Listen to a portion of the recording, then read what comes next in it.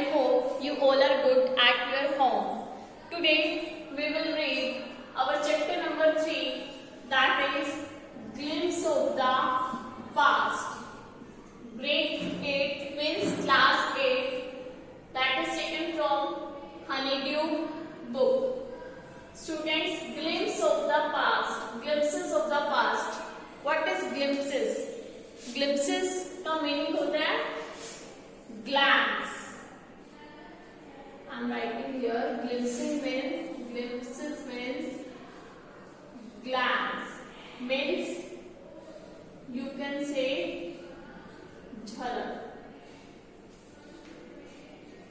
इस चैप्टर में जो है आपको पास्ट की कुछ ग्लिम्पसेस, कुछ ग्लैंस मीन्स झलक दिखाई जाएंगी.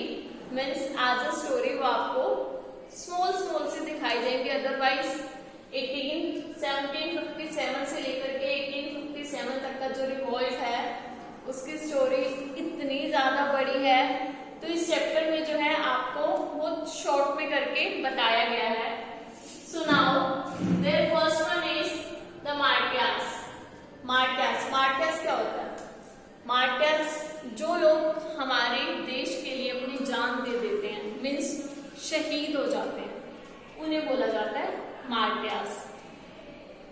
Martyrs में क्या है, एक दिल्ली में फंक्शन हुआ था जहाँ पे लता मंगेशकर जी ने एक गाना बोला था जो आप सब 26 जनवरी और 15 अगस्त पे सुनते भी हो.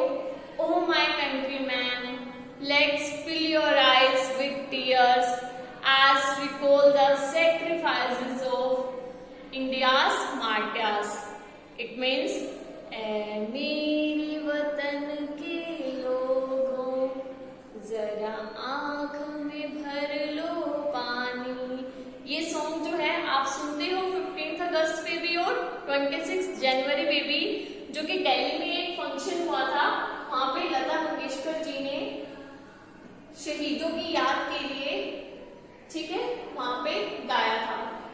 Now next point in this chapter is companies conquest.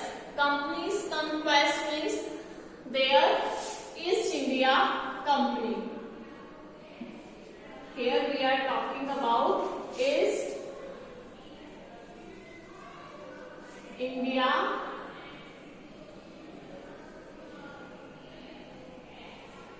Company. Okay, यहाँ पे क्या हुआ, ईस्ट इंडिया कंपनी आई हमारे इंडिया में और उसने जो है डिवाइड एंड रूल पॉलिसी चलाई. मीन्स इंडिया में पहले क्या होता था, एक प्रिंस दूसरे प्रिंस से लड़ाई करता था और अगर वो लड़ाई में जीत जाता था तो उसका एरिया जो है वो जो जीतता था उसका हो जाता था, उस प्रिंस का हो जाता था. Same as East India Company आई, उसने एक पॉलिसी चली. कौन सी पॉलिसी चली? Divide and rule.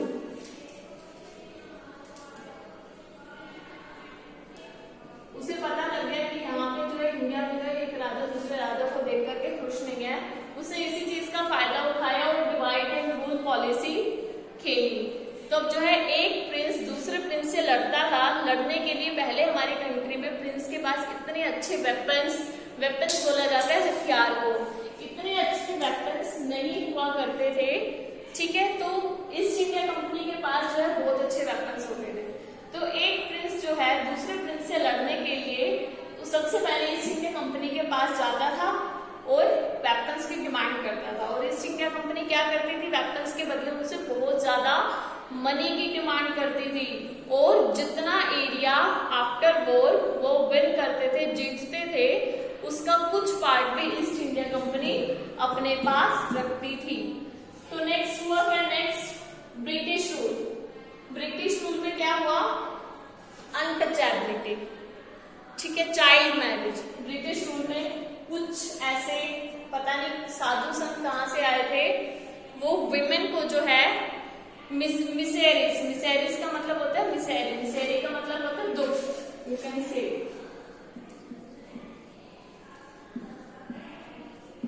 वुमेन्स को जो है दुखों का कारण मानते थे. वो कहते थे वुमेन्स ही हैं जो दुखों का कारण है. और इन्होंने ही जो है बाल विवाह जैसी प्रथा चलाई. ठीक है, और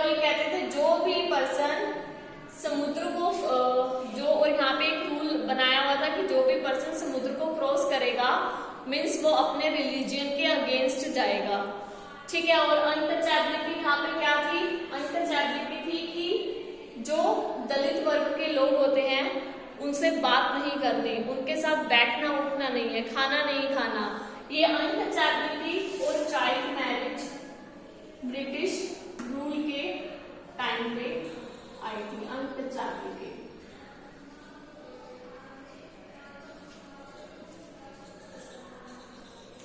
okay, next child marriage.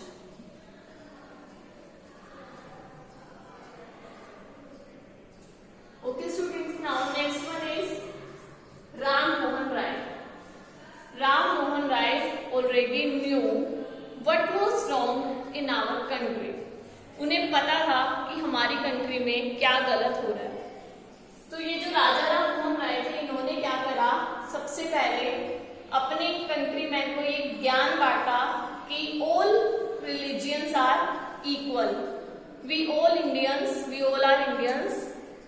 Britishers भी थे बट वहां पे क्या था, रिलीजियंस, जैसे यहाँ पे अनटचेबिलिटी फैल रही थी ना ब्रिटिश रूल के अकॉर्डिंग, इन्होंने जो है यहाँ पे इस चीज को खत्म करने का बहुत ज्यादा ट्राई करा, बहुत ज्यादा ज्ञान फैलाया कि we all are equal, we all are equal, ठीक है, we all religions are equal. And next इन्होंने जो है एक न्यूज़पेपर भी अपना प्रकाशित किया था। Next one is operation. Operation क्या है? यहाँ पे लॉर्ड मैकाले आया एंड उसने बोला कि इंडिया में जो है हम जो है इंग्लिश पढ़ाएंगे। पहले इंडिया में जो है क्या चीज पढ़ाई जाती थी?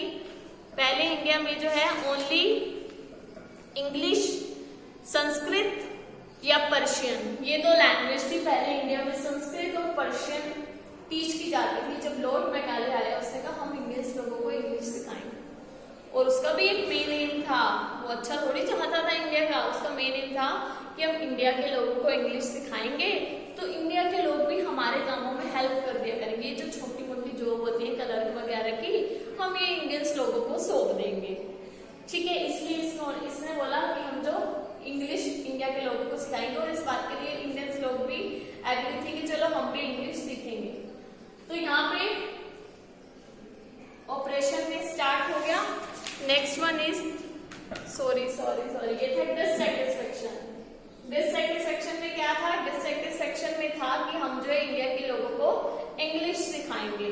और ऑपरेशन में क्या था? ऑपरेशन में बहुत चालू थे ब्रिटिशर्स। इन्होंने क्या करा कि कोई भी इंडिया का लोग इफ कोई भी मिस्टेक करता है डायरेक्ट पकड़ो और जेल में डाल दो। If any Indian does any mistake, he or she would directly put into the jail. उसे डायरेक्टली जेल में डाल दिया जाएगा। इसमें था ऑपरेशन में नो कॉर्ड फॉर इंडियंस।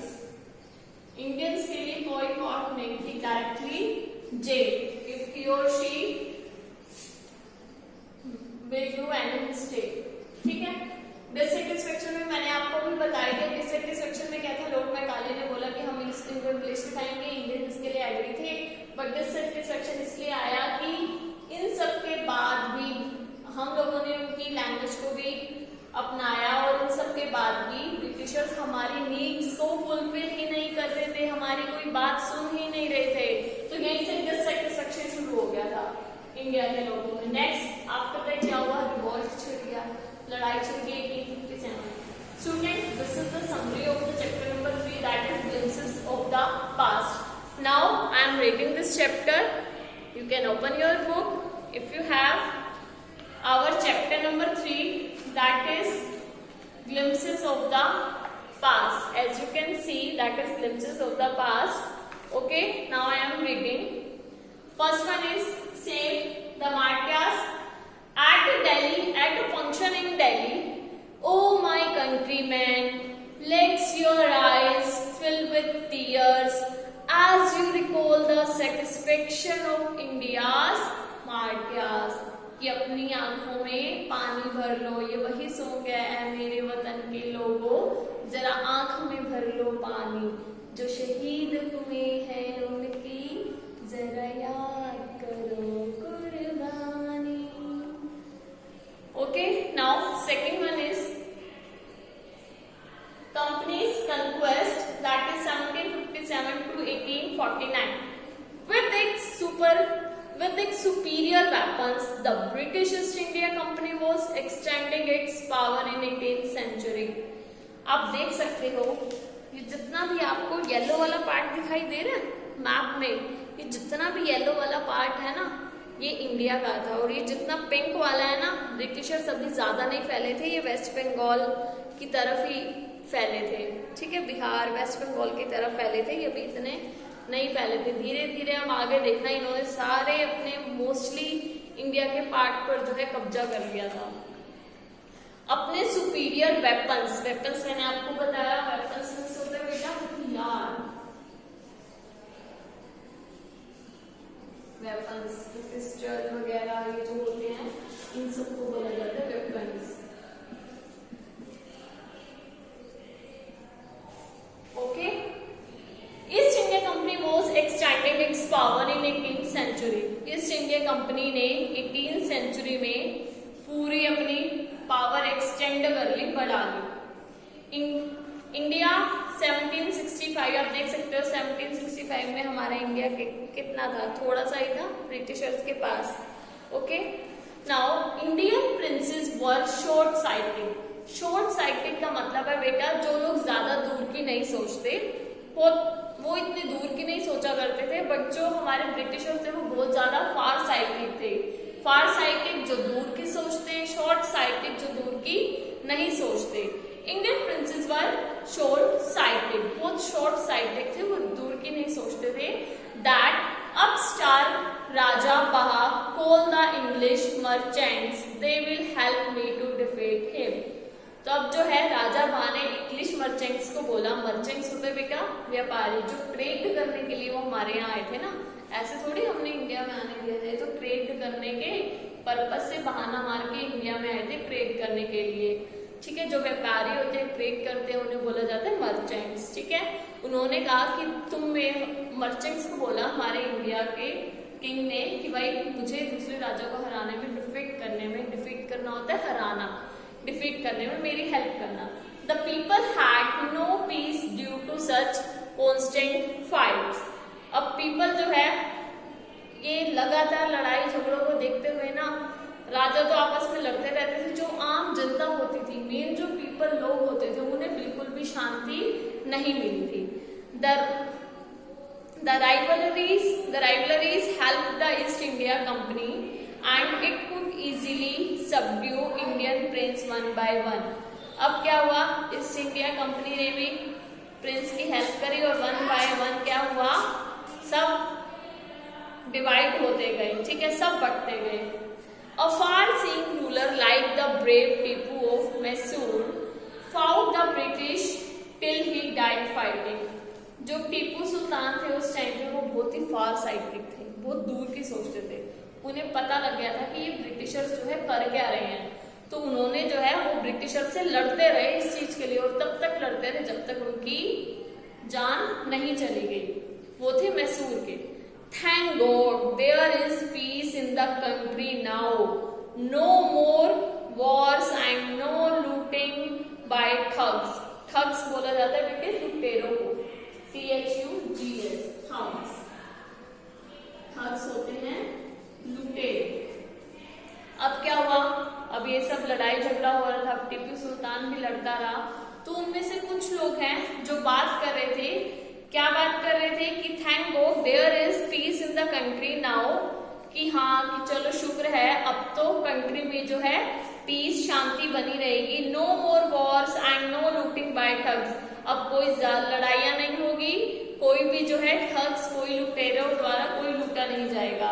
ठीक है, it is God who sent the British. अब कुछ लोग कह रहे थे ये तो भगवान है, जो भगवान ने ब्रिटिशर्स को हमारे लिए भेजा है।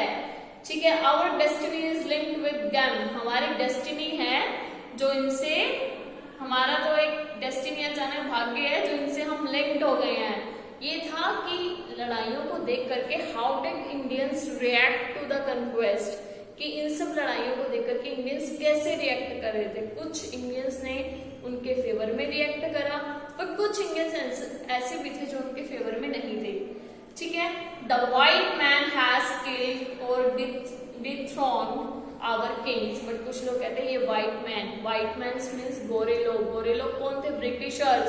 ब्रिटिशर्स ने क्या करा? हमारे राजा को गद्दी से हटा दिया। Some kings were not good but after all they were of this land. कुछ कहते हैं अरे यार माना कुछ राजा जो थे, किंग जो थे अच्छे नहीं थे, बट थे तो हमारे देश के, थे तो वो Indians. Now we have become slaves of foreigners. वो कहते हैं अब, कुछ कहते हैं हम तो भाई अब फॉरेनर्स के गुलाम बन गए हैं। Okay, now third one is British rule. There will come untouchability and child marriage. Religious leaders preach India's like untouchability and child marriage. जो रिलीजियस, जो धार्मिक लीडर होते थे ना, ये जो साधु संत बड़े धर्मात्मा बने फिरते थे उस टाइम पे, उन्होंने जो है ये चीज पढ़ाई, क्या? अनटचेबिलिटी और चाइल्ड मैरिज का पाठ पढ़ाया लोगों को। ठीक है, anyone who crosses the seas loses his religion. इन्होंने कहा जो भी समुद्र को पार करेगा, समुद्र की बाउंड्री को क्रॉस करेगा, सी की बाउंड्री को क्रॉस करेगा, ठीक है, वो जो है अपना रिलीजन लूज कर देगा, मीन्स अपना रिलीजन खो देगा। All the misery in this world is due to women. वो कहते हैं इस संसार में जितने भी दुख है ना, इन सब दुखों का कारण वुमेन है। अब जो लोग ऐसा कह रहे हैं उनसे जाके पूछ के आओ कि भाई तुम कहाँ से आए हो, तुम्हें भी तो एक वुमेन ने बर्थ दिया है ना, छोड़ो। Now the truth was that Indians had lost self respect, the British scorned them. Truth क्या था कि इंडिया के लोगों ने अपनी सेल्फ रिस्पेक्ट जो है वो खो दी थी। Okay, now being merchants, the British wanted quick profit. Their heavy taxes forced farmers to abandon their fields. Merchant होने के नाते, being merchant means व्यापारी, because ब्रिटिशर्स जो थे वो हमारे इंडिया में व्यापार करने ही आए थे। वो जल्दी से जल्दी क्विक प्रॉफिट, जल्दी से जल्दी प्रॉफिट कमाना चाहते थे। Their heavy taxes forced farmers to abandon their fields. इतना ज्यादा उन्होंने टैक्स लगाया ना, हमारे इंडिया में व्यापार कर रहे, बिजनेस कर रहे, हमारे इंडिया के फार्मर्स पे ही टैक्स लगाया, इतना ज्यादा टैक्स लगाया कि फार्मर्स वो टैक्स पे नहीं कर पा रहे थे, जिसकी वजह से उन्हें अपनी जमीन से हाथ धोना पड़ा। ठीक है, सिर्फ उस टैक्स को पे करने की वजह से। But your men are talking all my crop, you are still in arrears, if you don't pay tax pay next week I will send you jail. कहता अगर तुम नहीं पे करोगे ना, मेरे लिए जितने भी लोग हो ना, तुम मेरे एरिया में अगर तुम टैक्स पे नहीं करोगे तुम्हें जेल में भेज दूंगा मैं। इतना अत्याचार ब्रिटिशर्स ने जो है इंडियंस पर कर रखा था। Okay, now the natives are unworthy of trust, incapable honesty. अब ब्रिटिशर्स बात कर रहे हैं, अरे ये जो इंडियंस के लोग हैं ना, नेटिव्स होते हैं जो जिस प्लेस पे हम रहते हैं, लाइक वी आर नेटिव्स। क्यों? क्योंकि हम इंडिया के ही लोग हैं, इंडिया में ही रह रहे हैं। ठीक है, वो कह रहे हैं ये तो भाई ट्रस्ट के लायक नहीं है, ईमानदार नहीं है ये। बट उनमें से एक इंडियन भी खड़ा था, वो कहता है true your honour but I am honest.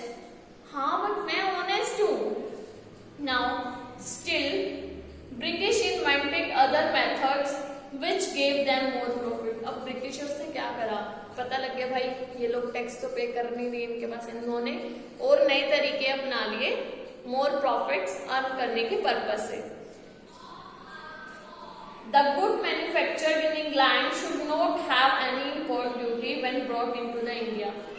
आपको पता है जो माल आता था, जो गुड्स आता था, वो इंग्लैंड से आता था, ब्रिटिश से आता था, ठीक है, इंडिया में आता था, उनसे कोई टैक्स नहीं लिया जाता था। आता इंडिया में इंपोर्ट करते थे वो बाहर का, बट उनसे कोई भी जो है इंपोर्ट ड्यूटी होता है ना, इंपोर्ट ड्यूटी उनसे नहीं ली जाती थी इंडिया में। उन्होंने कहा good idea, the East India company's laws began to cripple Indian industries. अब उन्होंने क्या करा, इंडियन इंडस्ट्रीज पर भी जो है अपना कब्जा जमाना स्टार्ट कर दिया। The British policies inevitable famine followed between 1822 and 1836. 15 lakh Indians died of starvation. Starvation का मतलब होता है भूखमरी।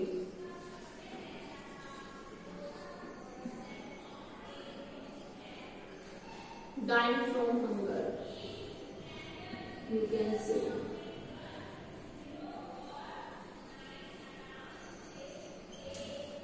आपको पता है 1822 से लेकर के 1836 में इंडिया में 15 लाख लोग स्टारवेशन, ब्रिटिशर्स को टैक्स पे करने के चक्कर में मर गए थे। British policies ruined the expert artist and their business. British policies ने पता क्या करा, जो हमारे यहाँ के एक्सपर्टिस्ट थे और अपने उनके बिजनेस अच्छे चल रहे थे, सब उनको बर्बाद कर दिया। ruin का मतलब होता है नष्ट कर देना, स्पॉइल कर देना। ruin means spoil, ओके, नष्ट कर देना। Now next one is now Raja Ram Mohan Roy. ये तो थी ब्रिटिश रूल की बात। Untouchable child marriage and tax taken from farmers. Now Raja Ram Mohan Rai. Raja Ram Mohan Rai, a learned man from Bengal, understood what was wrong with the country. वो जो है बहुत पढ़े लिखे आदमी थे बंगाल के, उनको सब पता था कि कंट्री में क्या चल रहा है। Let us not despise ourselves. Our Asian culture is great and we are capable of great achievements. We must first reform our society. Superstitions have been ruining us. उन्होंने कहा कि हमारा पुराना कल्चर बुरा नहीं था, हमारा पुराना कल्चर बहुत अच्छा था और हमने जो है बहुत ज्यादा इतनी बड़ी अचीवमेंट भी हासिल करी थी। बट सबसे पहले हमें अपनी सोसाइटी को रिफॉर्म करना होगा, सुधारना होगा। ये जितने भी सुपरस्टिशंस हैं, अंधविश्वास फैले हुए हैं, उन सबको नष्ट करना होगा। He told his wife Uma, उन्होंने अपनी वाइफ को कहा, किसने, राजा राम मोहन राय ने अपनी वाइफ से कहा, cows are of different colours but the colours of their milk is the same. Cows जो होती है वो डिफरेंट कलर की होती है बट उनका मिल्क सेम कलर का होता है, ठीक है। Different teachers have different opinions but the essence of every religion is the same.